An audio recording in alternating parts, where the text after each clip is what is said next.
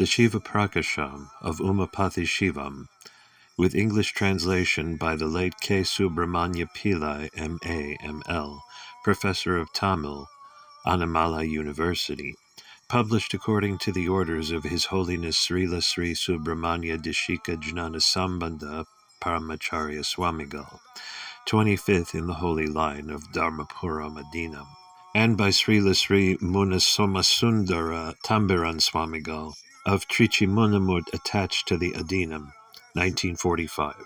Published in revered memory of Srila Sri Shanmukha Deshika Jnana Sambandha Paramacharya Swamigal, 24th in the Holy Line of Dharmapura Madinam, on the 10th day of his attaining Paramukti.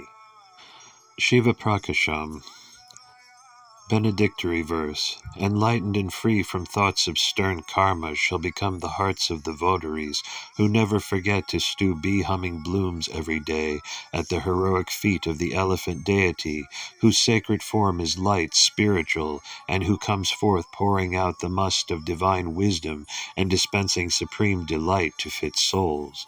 Dancing Shiva, on our head and heart we shall entertain, revere, and cherish the beautiful lotus feet of him who is the source of the primordial rising light, whose form is grace and wisdom, whose spreading tresses are the seat of the honeyed flowers of Conrai, the crescent moon, the river Ganga, and the glistening serpent, and who, with intent to lift us from the endless chain of births, dances in the common hall of all souls to the applauding tunes of angels, of feasting the eye of Mother Uma, the protector of all the worlds. Goddess Shiva Gami, on our head shall we receive the gracious feet flowers of the Mother who is the all-pervading supernal power, the first cause of all, and the grace, wisdom, and energy of the Supreme Being. Her form is divine mercy, bestowing on fit souls the frame of supreme bliss. She is the energizer of the pure and impure Maya, from which are evolved the expansive basic substrata of all sorts of bodies, minds, worlds, and substances. She is the many-sided, one holy energy of God, the seed of 5 grand functions of His, and the eye-witness of the beautiful hall of the divine dance meant for annulling the woes of the world. God Ganesha, with a view to accomplish the work in High Tamil, free from faults of meter and grammar, and secure its unhindered completion and good use, we shall contemplate the pair of holy roseate feet, blossoming in grace to the pious song of the bee-like saints, of the elephant-faced deity who is the Lord of the communities of angels, and whose threefold must of wisdom gushes forth like a torrent, and who was begotten by God Shiva and his consort, whose fish-like eyes, surpassing a pair of lances in beauty, and adorned by natural red lines, leap as if to contend with the sparkling leaf-like ring jewels of the ear. God Murugan. We shall meditate on the 2 feet of God Murugan, who is the commander of high-born devas of abiding opulence, the divine child of grace and wisdom, riding the blue peacock, the spiritual guru of Saint Agastya, well-versed in countless sciences, scriptures, and their branches, the hero who willed to fling his brilliant spear and cut in two the breast of Shuran, unmindful of his prowess, the hill of Krunja and my misery, and the lover who hugged the beautiful bosom of the hunter's daughter, brimming with fragrant paste. The line of gurus. Lord Guru of the Devas, seated on Mount Kailash, Nandi, the holy warden of the lofty hill, Sanat Kumara, one of Nandi's community of disciples, Satyajnanadari Sanigal, of wide fame, reaching afar in the world, the great Paranjoti, the reputed hero Saint Mikandar of Tiruvannamalur, the illustrious Saint Arulnandi of changeless repute, and Saint Marajnana Sambandar, endowed with the riches of spotless grace, are our masters in this line of hereditary transmission of spiritual wisdom.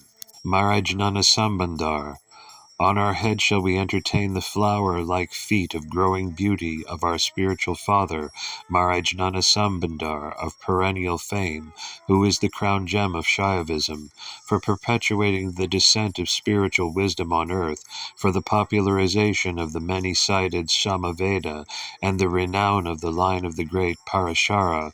He came to the world and redeemed us.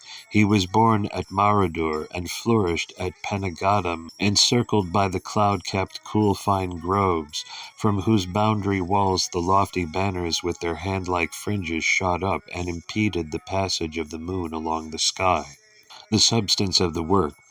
We intend to expound herein the truths of the Shaiva Siddhanta system, the distilled essence of the Vedanta, which is dark to the heathen and bright to the adherents of inner creeds, and satisfying the reputed standards of logic, and which is remarkable for advocating such inseparable Advaitic union of God and the world as will not warrant their substantial identity like gold and jewels made of it, or their opposition like light and darkness, or any midway relation like that of word and sense.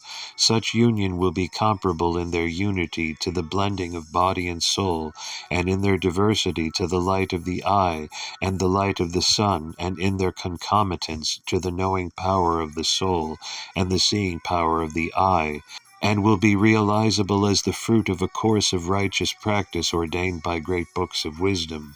The sum total of all souls falls into three categories, the first consisting of those affected only by the bond of darkness, the original bond, the second of those affected by the bonds of darkness and karma, and the third of those affected by the bonds of darkness, karma, and maya.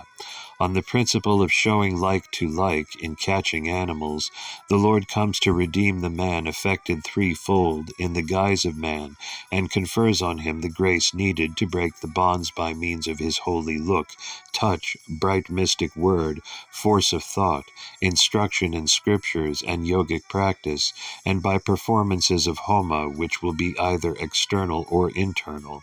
The former is known as initiation by action, and the latter initiation by knowledge. There are three forms of initiation. The first, known as samayam, qualifies one for the use of mantras. The second, known as vishesha, qualifies one for speaking in rites of worship and yogic practice. And the third, known as nirvana, leads into the path of spiritual wisdom by helping the soul to get clean of the 6 kinds of ways through which the fruits of karma reach it. The said ways lie through the region of mantrams, pathams, and letters on the one hand, and that of world centers, bhuvanam, tattvas, and kalais on the other, mantrams number 11, pathams 81, and letters 51, and world centers 224, tattvas 36, and kalais 5. Scriptures say that all kinds of pious acts lead to the attainment of spiritual wisdom. The true Sarya, subsidiary service, Kirya, rites of worship, and Yoga lead directly and respectively to Shaloka, living in the heaven of God, Samipa, living near God, and Sharupa, attaining the form of God, and indirectly to the attainment of high wisdom. The uplifting spiritual wisdom is to 2 grades, the one being God's grace, which is in his eternal wisdom, that lastingly takes up the soul after its redemption from the inveterate bonds, and the other being the clear wisdom inculcated by Shaiva scriptures, pointing the way to realization of such grace. The reputed Lord Guru, Saint Mekandar, composed the great Shiva Jnana Bodham, and later his spiritual son, Saint Arulnandi, expanded its truths in his work Shiva Jnana Siddhi. My worship is due to their holy feet. I eagerly studied the 2 books, and collating their ideas with what was revealed by holy grace in my mind, and the views on Shivagamas on the subject, condensed them into a work of 100 progressive verses in Varutha meter, consisting of 2 parts, general and special, actuated by my intense ambition, and even my work has taken shape as spotless Sivaprakasam. Appeal to readers.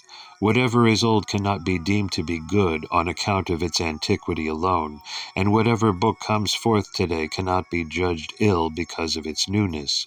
Men pledged to seek good in everything will not mind the dust that covers a beautiful gem, but only appreciate its true worth. People of middle caliber will investigate and welcome the beauty and antiquity of a work. Men who have no capacity to judge of the faults, excellences, and substantial work of a production will praise it if many admire it, and will in the same breath condemn it on hearing others speak ill of it, because they have no opinion for themselves. Godhead. It is the object of all the Vedas and the Agamas dealing with multifold sciences to expound the concepts of God, bound souls, and bonds, pati, pashu, and pasham. Of these, Godhead is the highest. It is beyond the material distinction of form and no form. It has no finite quality or mark. It is ever free from bonds. It is one and eternal. It is the energizer of the intelligence of countless souls. It is changeless and infinite. Its form is bliss. It is above the ken, reach of the perverted, but it is the final goal of the right-minded. It manifests itself in the smallest of the small and is the biggest of the big. It is self-effulgent. It is named Shivam by men of clear vision. The eternal supreme power of God manifests itself as love, wisdom, and will, and God, in contact with each, takes up the holy form of grace inestimable, and by energizing the luminous, expansive, pure Maya, causes the evolution of Nadam, Bindu, and other pure reality, and of the root words of knowledge. Again, by energizing the impure Maya, he causes and maintains the grand development of bodies, minds, worlds, and substances, which are the channels of cruel karma. In time he brings about the involution of all these. Immanent aspect of God in relation to these processes viewed as formless and formful, limbless and full-limbed. God is of a nature beyond spotting and specifying. He is without beginning, middle, and end. He is full of overwhelming and all-pervading intelligence. He is unique in being above the comprehension of all others. He is the sole Lord whom intolerable likes and dislikes cannot reach. He is the life inseparable from all lives and is unbound. He can therefore take up and energize for himself any form he wills. The universe comes into being in forms male, female, and sexless.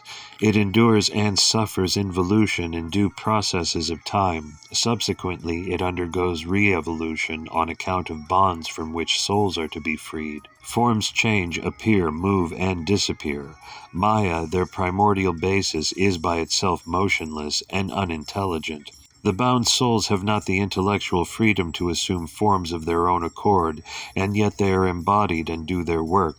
So it is the unbound Supreme Being that is the moving cause of all. All the worlds created by the lotus-seated Brahma are protected by Vishnu, and their final dissolution is by our God, so that creation and protection are at an end. Brahma and Vishnu are the duty-empowered agents of the higher being, whose work is done through them, and who is the real author of all.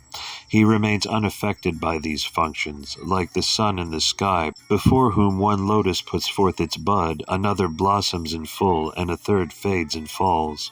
The functions which God has taken up are styled the play of his grace, meant to lift the souls from the sea of misery to the seat of abiding bliss. Involution has the aim of wiping out the fatigues of birth and death. Re-evolution is to render bonds fit for dissolution. Protection means making souls enjoy the fruits of karma, and screening is to steady them in such enjoyment. The bestowal of ineffable bliss in the end is indeed a clear act of grace, and the other functions too can be attributed to nothing but the adorning mercy of God. Bound souls. The seers of truth say that souls are countless, eternal, and sunk in spiritual darkness. By the grace of God they take up bodies suited to work out their twofold, good and evil, karmic tendencies, and are born as lower and higher beings. In the course of experiencing the endless fruits of their karma, they commit acts of merit and sin, and have births and deaths. When the season arrives for the dissolution of the dark bond affecting the soul, the light of grace in the inmost soul dawns, and darkness is dispelled. Then the good freed souls reach the feet of providence. Bonds anava, thradana. The original bond of darkness, Anavam, is one eternal entity with countless powers, which lapse their efficacy at the end of their respective time limits. Compared with the stupefying force of this bond, external darkness may be said to be light. It is like green rust, verdigris on copper, and fully hides the knowing faculty of the soul. The screening power of God, which operates behind this bond to loosen and finally dissolve it, is also formally styled one kind of bond. When the original bond is dissolved, this divine power shines forth in great grace and quickens the progress of the freed soul towards the feet of the Supreme Being, whose will, love, and power are symbolized by the serpent, the moon, and the Ganga on his braids. Pure Maya. Experts well versed in rare agamic sciences say that by the loving will of the Supreme Shivam, beyond thought, the real of Nadam is evolved from pure Maya, and from Nadam the real Bindu emanates. From it the brightening real of Sadashivam takes its rise and gives birth to Ishvaram, from which is developed Sudavidai. All these five realities are respectively ruled by five agents of divine power who stay in and take their names from them. Bindu, stated to be already evolved from Nadam, first unfailingly gives rise to the word which develops into four forms, beginning with the subtlest. Impure Maya. The impure Maya is a formless, motionless, unintelligent, eternal entity from which are revolved realities of diverse qualities and functions, from combinations of which spring up the four categories beginning with bodies. It permeates all its developments and causes perversion in karmic souls. During final dissolution of all the tattvas, it is the basic resort of all souls, and is itself a bond of the souls. All the processes in it are due to the energizing of it by the gracious might of the Supreme Being. If it is asked what this Maya is, the answer is that it is the substantial cause of the universe. To meet the statement that God and not Maya is such cause, it is to be stated that the unintelligent world cannot spring from supreme intelligence. The question may take another turn as what the need is for a god if Maya itself evolves into the world, for which the rejoinder is that, being unintelligent, Maya cannot itself develop into forms and substances. When one may say that it detracts from God's omnipotence not to be able to create without Maya, the right view is that though Maya is as eternal as God, it is God who is the master who wields it to create any form he pleases, and so Maya cannot be said to invest God with his lordship. It is often asked why creation is not homogeneous but of diversified forms, as birds, beast, and man. The diversity is due to the varied nature of past karma. If karma can account for creation, why there should be a god is another question. Again, the answer is that karma by itself is unintelligent, and to suit varied karma, bodies have to be devised by the intelligent being.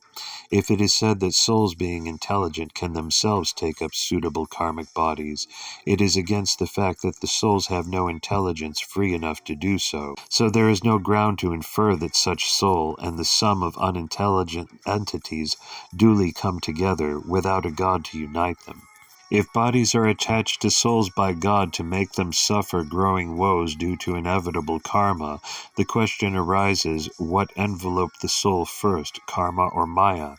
There can be room for such a question only if karma or Maya affects the soul not from the beginning, but in the interval of its course of existence. While the soul exists, the bond of ignorance also exists along with it, and when that exists, the other bonds of Maya and karma also remain with it.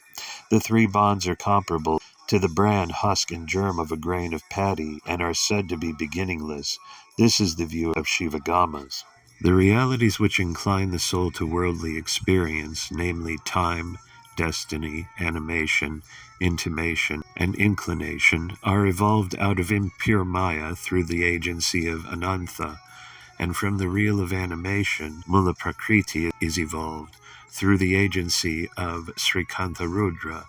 From Mula Prakriti is evolved the reality of Guna, from which emanates the reality of judgment or intellect, and from judgment is evolved the reality of willing. Ahankara is of three kinds according as the sattvic, rajasic, or tamasic quality dominates. From sattvic ahankara are evolved the mind and the five senses of hearing, touch, sight, taste, and smell. From the rajasic ahankara, vaikari, are evolved the realities of activity, beginning with speaking. From tamasic ahankara, Bhutati, emanate the five subtle bases, tanmatras, of the five elements, beginning with the principle of sound. The five elements, ether, air, fire, water, and solid, are developed each out of its respective tanmatra. The titular deities of the five elements are Brahma, Vishnu, Rudra, Maheshvara, and Sadashiva, of the regions in pure Maya. According to the opinion of the learned, the realities undergo involution into the basis from which they are evolved. Karma. Karma is the cause of bodies and multifold bodily experiences, and causes births and deaths, and is beginningless. It affects each soul differently, and is many-sided. It is committed through thought, word, and deed, and it takes shelter in the reality of the intellect. It takes the form of merit and sin, producing its twofold result. At the time of dissolution of realities, karma sinks down to the substratum of impure maya. This is the nature of karma. The path of karmic result is threefold, as organism, age, and experience. These three attach to each soul as a result of past karma, as what is not destined cannot be made the subject of experience. The results of karmic acts do not always follow their happening. They issue through accident, action of elements, and acts of souls, and may happen through intelligent and unintelligent agents. The soul doing good and evil acts will be found on investigation to be influenced by its past karma. If it is asked how karma for the future arises, it should be borne in mind that it results from the likes and dislikes which arise in the course of experiencing the fruits of past karma. If such likes and dislikes be viewed as resulting from past karma, they are not simply experienced as such, but they engender the egoistic feelings of love and hate, which develop and ripen into future karma. Karmic acts in the world are of two classes, those done with knowledge and those done without knowledge.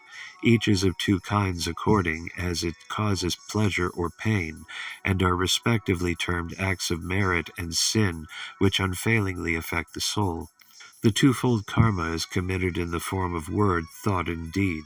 One karmic act is not destroyed by another, and each affects the soul independently and unfailingly. However, when a sinful act is expiated in the way indicated in Vedic and Shaivite scriptures, its attachment to the soul is annulled. Expiation may be done by a paid deputy. Without the expiation, the effects of sin may be counteracted by pursuing a right course of conduct prescribed in scriptures, as a result of which the strength of sin will fade, and whatever residue remains may continue to affect the soul lightly in the birth to come. The five bonds. According to the view of scholars, there are five bonds which affect the soul. One, the original bond of anavam, which is the perennial companion of the soul, causing infatuation. Two, the screening power of God, which stands behind and befits it for dissolution. Three, the pervasive maya, impure. Four, karma, which pursues the soul through births. And five, the set of realities of pure maya, which are the impelling forces behind bodies, minds, worlds, and substance. Without getting rid of these bonds, the soul cannot come in for the full grace of God. State of existence of souls, the solitary state. The progressive souls, which are countless, are in three states of existence, via solitary, embodied, and pure. The scriptures say that the solitary state is one in which the soul is not attached to any real like kali, etc., and it has no body, causal, subtle, or patent. There is nothing but the bond of ignorance encircling the soul. In this state, the soul is not able to perceive its own intelligence, and it cannot perceive the external world because no instrument of knowledge is attached to it. The soul is then like the open eye immersed in darkness. It is one with the bond of ignorance, unchanging and pervasive, and it knows no way of getting rid of the bond. There is a theory that there is no bond of ignorance at all, Maya and karma being the only two bonds which affect the soul. According to it, God gives all the soul's bodies, minds, worlds, and substances in accordance with their past twofold karma. The soul runs through the cycle of births and deaths, and when all the karmas are balanced so as to be washed off in a single birth, God by his grace puts an end to all bonds, so that no bond can subsequently affect the freed soul, which shines in its own effulgence. What a defective theory this is. To posit the existence of only Maya and karma will raise the question of their priority, which will lead to an argument in a circle like that of the seed and the tree. Furthermore, the question will arise how a bond can affect pure souls. If you say it is natural, they may be affected even after salvation. If so, what is the good of salvation? Suppose you say in the embodied state, the realities which attach to the soul do not show it its own true nature, but only the external world. Then when the soul is disembodied, it must go back to a state of self-knowledge, which in fact it does not. What is the cause of it? If you say it is ignorance, we say the cause of such ignorance is the original bond of ignorance, or anavam. It is the nature of anavam to stay with the soul inseparably, so that in the solitary state the soul cannot know it. In the embodied state it remains with the soul, while Maya and karma, which contact and leave, then show the soul only the external world, and not anavam. When the soul is in combination with these bonds, it cannot understand the supreme intelligence, which is in Advaitic union with it, and it is only when the soul attains grace it knows the old eternal union with God along with everything. So till the stage of pure grace is reached, which is beyond all thought, the existence of anavam is not realizable by the soul, so you cannot now directly perceive its existence. Embodied state. By the grace of God, the realities beginning with Kalai and the word forms arising from the pure Maya are attached to the soul to counteract the bond of ignorance in question. The knowledge developed thereby is comparable to the light produced by the combination of lamp, oil, and wick. Nonetheless, the bond of ignorance continues to conceal the helping grace of God from the soul. Anavam and Maya compete with each other like darkness and light, the one always hiding things and the other illumining them. The way in which knowledge is developed in the embodied state is as follows. From Bindu shining at Muladhara, an imperceptible subtle sound, which can illumine the soul to the extent of its karma, starts and rises up to the region of the navel. Letter sounds of speech. There the letter sounds of speech attain an embryonic stage and reach the heart, where the whole lot remains, like the liquid in the peacock's egg, containing its colors in a compressed form, and helps the soul to perceive things in an undefined manner. It then bears the name Paisanti. Subsequently, prana acting on the lot helps to develop sound forms in a suppressed manner, which rise to the inside of the neck and help to think in detail, though they are then inaudible. They then hear the name Madhyama. When they become audible owing to the action of udana on them, they reach the root of the tongue and help to express ideas to others. Then they bear the name Vaikari. How the realities work. The four stages with which the word is unfailingly developed for enabling the soul to know things to the extent of its karmic capacity are due ultimately to the action of divine power. By the help of these and that of the five lords of the five pure realities who energize other tattvas, knowledge is said to come home to the soul. The reality of Kalai, evolved out of impure Maya, puts aside the original bond a little and quickens the soul. The reality of Vidya, intimation, conveys to the soul the knowledge imparted by the intellect and derived from the senses. These realities act by dint of the pure divine Shakti which actuates them. The reality aragam, inclination, increases the desire in things obtained by the soul according to its karma. The reality of destiny, niyati, appropriates the fruits of karma to its author, just like the ruler who orders the fruits of action to be reaped by the doer. The reality of time, kala, which takes the shape of past, present, and future, makes the soul experience the limit of action, realize its fruit, and feel a novelty in the things to come. All these realities act through the divine power which is behind them. The condition of the soul in combination with the five realities mentioned above, which tend it to worldly experience, is named as the reality of Purusha by scholars. In the ceremonies of purification of Kalais, as situated in different parts of the body, there is reference to the purification of this as well in the scriptures. The reality of Mulaprakriti has in it the embryonic combination of the gunas, which produce the sequel of past karma. The gunas are of three kinds, via sattvic, rajasic, and tamasic, which respectively represent the pleasant, desirous, and sad aspects of temper. Each has two distinct qualities. The aspects of guna are countless. Brightness and gentleness are the distinct features of sattvic guna. Movement and exertion distinguish the rajasic guna. False conceit and impropriety are tamasic gunas, and their modifications are 9 in number. All these affect each soul. The tamasic guna attracts to the soul the uses of external objects. The rajasic guna moves the soul to their enjoyment, and the sattvic guna gives unchanging full enlightenment. The reality of buddhi, intellect, unifies the countless objects of knowledge in diverse ways, and with the aid of divine power, it gives rise to 50 sorts of manifestation and more. The reality of ahankara is the moving force behind the breathing process in the body, and is the cause of overweening egoism which hardly quits the soul. It is the will that animates the action of the senses.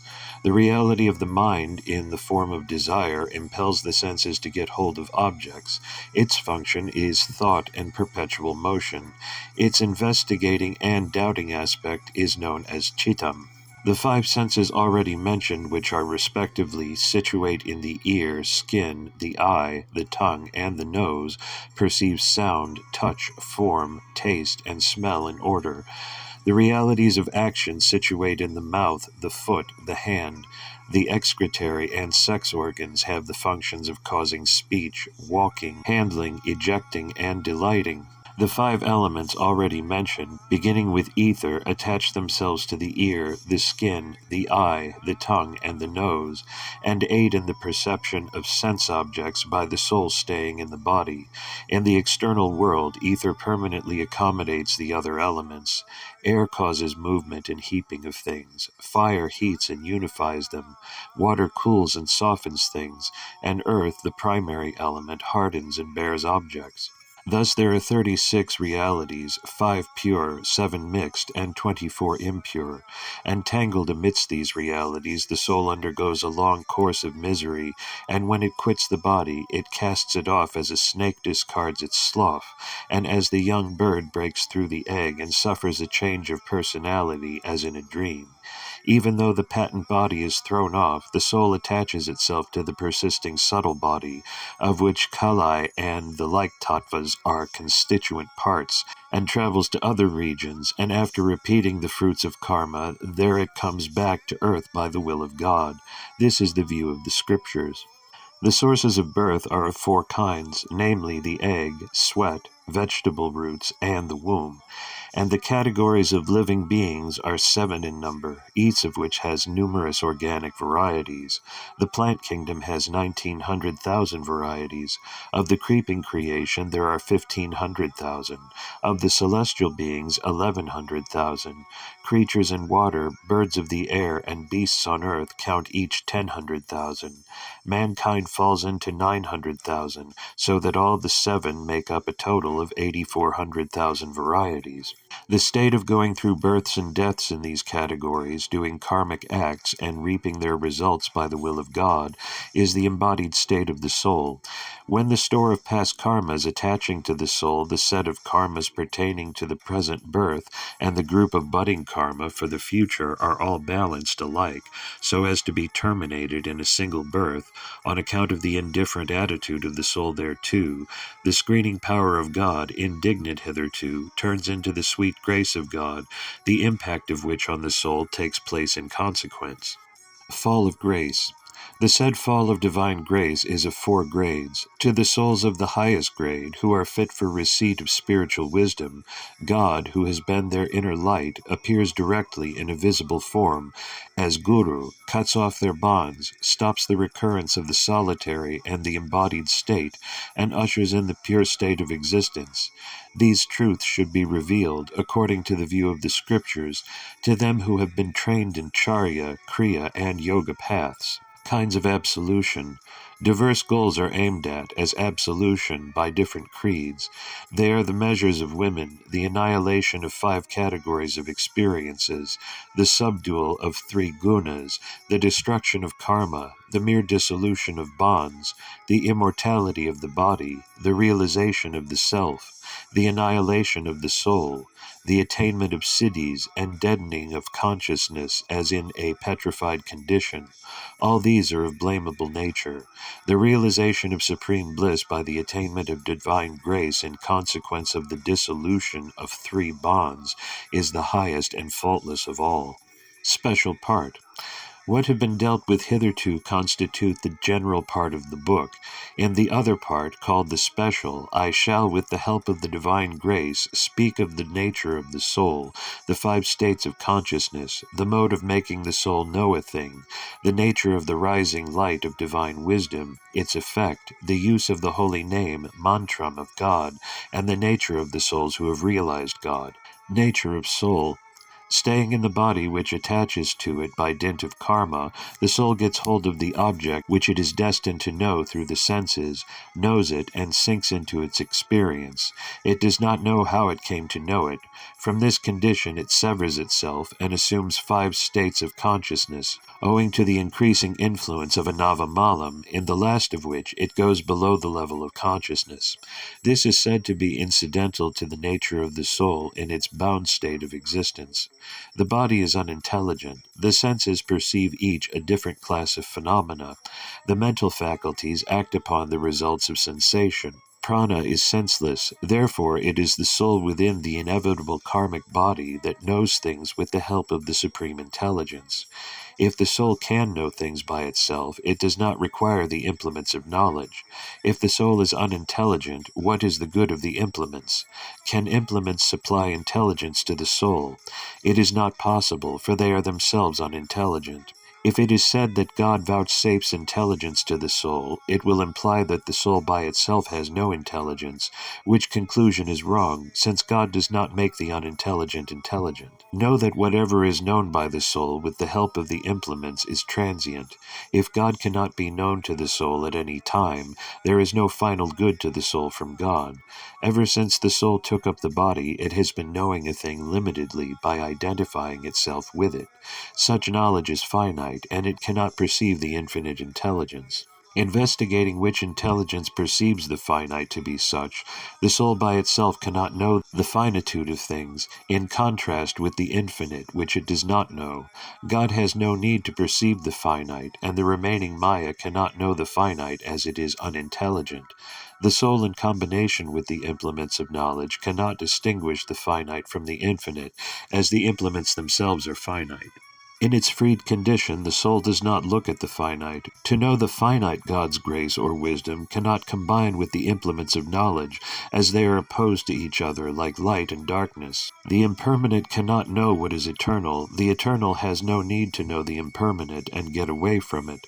The soul which has to know both does so in the transition stage. When associating itself with the eternal, it has to get rid of the impermanent. So the soul is sadasat, and it has the nature of the eye, which is neither light nor darkness.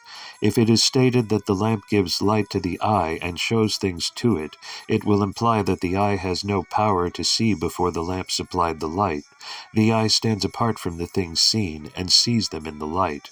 No doubt the eye cannot see the things without the light. The power of the eye and the light of the lamp mingle inseparably while seeing things, but both are different entities. As regards the association of the soul with the body, while knowing things there are different theories. The wise will not accept that the soul stays in one part of the body, that it fills the body, that it fills space of which the body forms part, that the soul is self-effulgent, or that the unintelligent implements make the soul intelligent. On investigation, it will be found that the soul is like a pure reflecting crystal. 5 states. In the last and fifth state below consciousness, there is no implement to count upon of knowledge or of action. The next higher state of hypersleep, one implement, via prana, will attach, and in the next higher state of sleep, the inquiring faculty of mind is also present. In the next higher state of dream, the 5 objects of sense and of action, the mind, judgment, and will combine with the soul, along with 9 kinds of air condition, besides prana. In the state of waking consciousness, the 5 gateways of knowledge and actions will be open. A similar set of 5 states will be perceptible in the forehead, in the processes of knowing during waking consciousness. If soul trains itself to get rid of the fleeting series of birth, the result will be the receipt of God's grace, which will help the soul to pass through the 5 states of pure consciousness, which you will realize only by spiritual experience. The fifth state of unconsciousness in the body is comparable to the solitary state of existence. The state of waking consciousness is comparable to the embodied state of the soul constituted by tattvas, beginning with kalai. The higher state of pure consciousness in the body is comparable to the grand pure state of existence. The 3 states are causal. Mode of enlightening. The soul knows the external object with the help of one of the 5 senses, and one of the 5 elements when the 4 mental faculties and the 5 realities, beginning with kalai, inseparable from the soul during births, come into play. Without these implements acting in their order, the soul cannot know a thing, and these have no action without being energized by the soul. The soul, which cannot by itself know a thing, will not take up the implements of its own accord. The implements, being unintelligent, cannot attach themselves to the soul. It is through the self-intelligent God that the soul combines with the implements and exercises all things, identifying itself with the realities and assuming their form. If it is stated that just as the soul employs the senses for knowing a thing, it uses God's knowledge for the purpose, such an idea will imply that the soul is the master and divine intelligence is only an instrument in its hand. If, on the other hand, it is held that for the soul divine intelligence knows things by staying therein, it will imply that the soul does not know a thing for itself. It is just like saying that for one man who is hungry, another man eats his food. When the sun rises in the morning and drives darkness away, people directly see things which they wish to see in the night. Similarly, when by being attached to the realities, the darkness encircling the soul fades away, the soul gladly sees things for itself, though it does not think of the grace of God which attached the realities to it, just as people seeing things in daylight do not think of the sun which supplied the light. The mental faculties perceive things with the help of the soul, but none of them knows how it is helped by the soul. Similarly, the soul, which knows things with the help of God, does not know how it is helped by God. It is God who enables the different souls to know and experience things according to their past karma. The nature of divine wisdom. Without the implements of knowledge, the soul cannot know anything, but these implements cannot help the soul to realize divine wisdom. That wisdom is communicated to the soul by God coming as Guru, as the result of long-earned penance. Thereby, he knows the way to sever connection from these implements and reach his feet. It is the great sunlight which gives the crystal its natural luster and its power to reflect the colors with which it comes into contact. Just like the sunlight which fills all space, the divine intelligence pervades the world for the good of the soul, unaffected by the intelligent and unintelligent entities in the world illuminated by it. The wise name that intelligence alone is wisdom. When the soul is bound up with anavam, the dark bond, it is the nature of the pure and impure maya and the great karma to be elements of darkness. And when the soul is filled with the light of divine grace, these will also be elements of light. Effects of divine wisdom. Knowing the true nature of the soul, its purification, and its faultless gain are the 3 results of attaining divine wisdom. The first is effected by holding to wisdom as soon as the bonds are broken. The second comes in trusting to grace and giving up egoistic efforts, and the third in sinking into the spiritual experience of the spotless being perceived by wisdom, seeing the nature of soul. Although the soul cannot by its own intelligence know anything, it acts under the impression that it knows things by itself and experiences the fruits of its action one by one. If by the help of divine wisdom it realizes that the use of such wisdom, it will, by identifying itself with it, know its own true nature. When the soul investigates the true nature of tattvas and understands them to be alien to itself, there will dawn on it the growing light of divine wisdom, and if the soul is immersed in it, without attending to tattvas, it will get purified, and in the wisdom realized, the purified soul will have a direct sight of the one Supreme Being. If it is asked whether apart from divine wisdom dawning on the soul there is a Supreme Being, the answer is that such wisdom is really the grace of God. The full light of the sun has the sun as its source. Similarly, the spotless Supreme Being is the source of grace, and the bright grace is his power, Shakti. The light of pure intelligence in God is called his power, i.e. Shakti. Without God, that power does not stand alone. Just as the sunlight dispels darkness that pervades everywhere and shows the sun to us, so the light of divine grace dissolves the base bonds of darkness and delightfully shows the Supreme Being to the freed souls. Purification of soul. There is a view that just as a feeble person possessed by a ghost does the valiant acts of a ghost, so the soul engrossed by the all-intelligent grace of God should possess all the attributes of God and perform the 5 functions of his in the same manner as he does. This view is not correct. If a ghost possesses a blind or dumb or lame man, it cannot make him see or speak or walk. Similarly, the omniscient grace of God, which possesses the soul, can only develop its innate powers, and will not make it do the functions of God, which he does by taking any form he pleases. The soul should understand the nature of the knowledge which it gets in its embodied state, through Kalai and other tattvas, and reaching the state in which the base bonds are got rid of. It should take shelter under the grace of God, so that it does not contact the said implements, and stay there with its intelligence illumined by it alone. Then the great gain of the omnipresent bliss of God will be within the sight of the soul. There is a theory that the soul becomes God himself. According to it, the question is why God should appear to the soul as distinct from itself. The soul, in its state of bonds, cannot see itself. Even in the freed state, if it cannot see itself in the light of grace, rarely secured, it is not possible to the soul to realize the wisdom which will enable it to reach the feet of God, and it will not attain the goal. Supreme gain. The highest state of pure consciousness in waking moments is attained when the soul is not affected by any of the implements, when it does not sink into unconsciousness, and when submitting itself fully to the control of the highest wisdom realized, it gives up its egoistic efforts, identifying itself with the Supreme Being, whose vision it then commands. The implements of knowledge playing their part during waking consciousness will not by themselves cease to act. If it is said that the soul by its own intelligence knows the way how to subdue them, they cannot be subdued, for then the intelligence of the soul will endure and egoism will be the result. Further, when the implements cease to act, the soul will sink into ignorance. Therefore, unless the soul subdues them in a different manner by the help of God's grace, it cannot realize God. When all the implements of knowledge help the soul to know things, it concentrates its attention on them and knows them pointedly.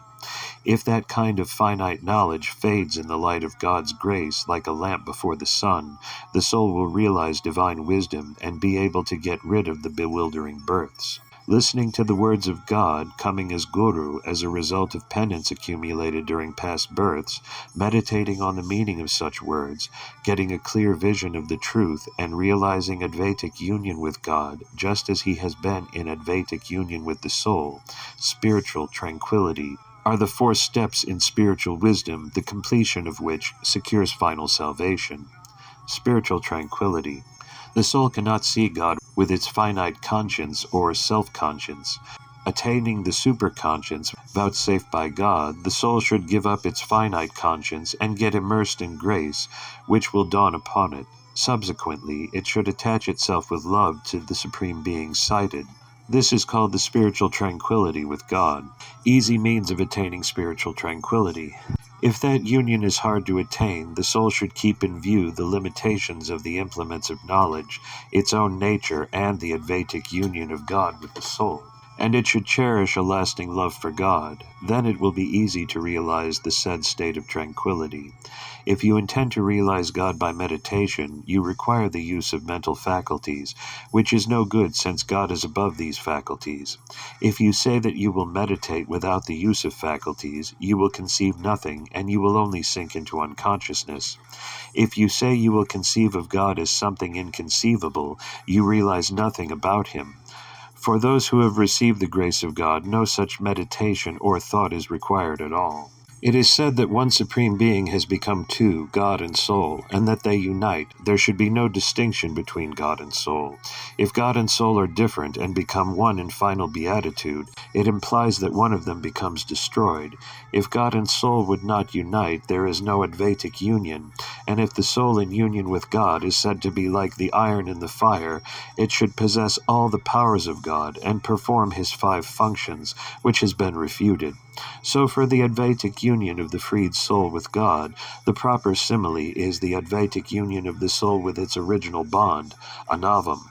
If the dark bond can be destroyed, it cannot be said to be eternal, but if it cannot be destroyed, we cannot think of obtaining divine wisdom. Therefore, what is destroyed is its potency, and not its entity. It is like the darkness which cannot stand before light, but which is not at the same time destroyed. The limitless store of the twofold karma which gives rise to births becomes impotent like fried seed.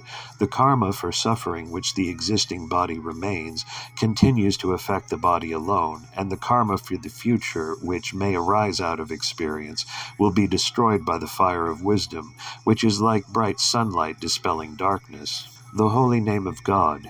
Even though the bonds of the soul are dissolved, their residue may persist so long as the elemental body moves in the world, just like the smell of asafoetida in a vessel from which it has been removed.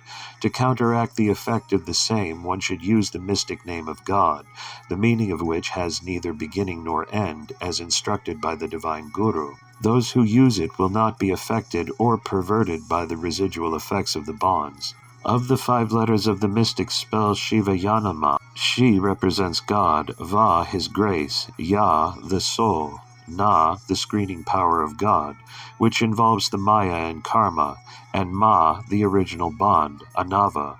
The form Shivayanama, in which God and his grace precede the soul while the screening power and Anava recede, should be pronounced and not the other form, Namashivaya, in which the screening power and Anava stand foremost, for, in the latter case, the soul will get into the ways of the world and the whirl of births, without attaching itself to God and his grace.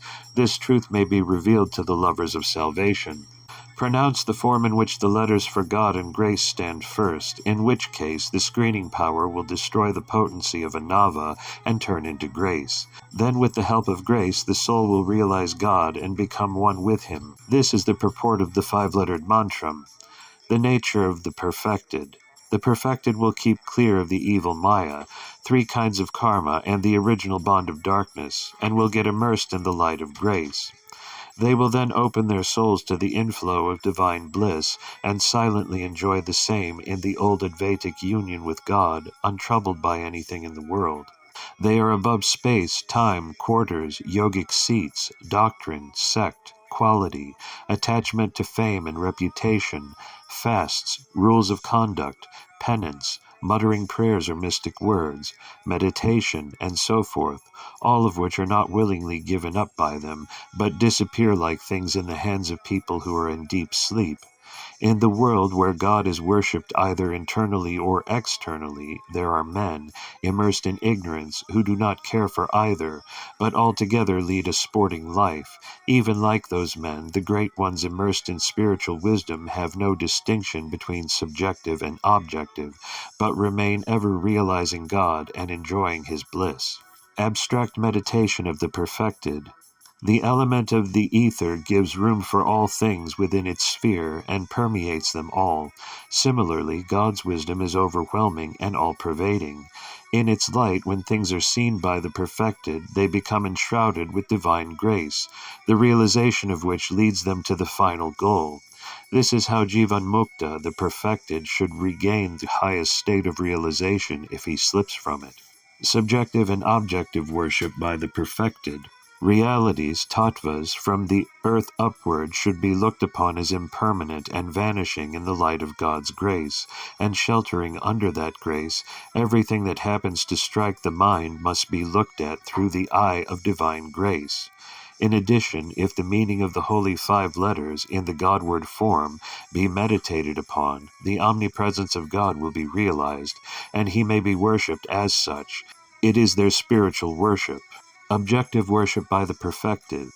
Those who drink the nectar of divine bliss arising from the ocean of divine wisdom look upon the devotees and the holy images worshipped by angels as identical with the Supreme Being, unreachable by even the devas. Moved by devotion, they will lovingly worship him with tears of joy and lisping tongue. They realize the presence of God in them and enjoy his bliss. The aim of the work.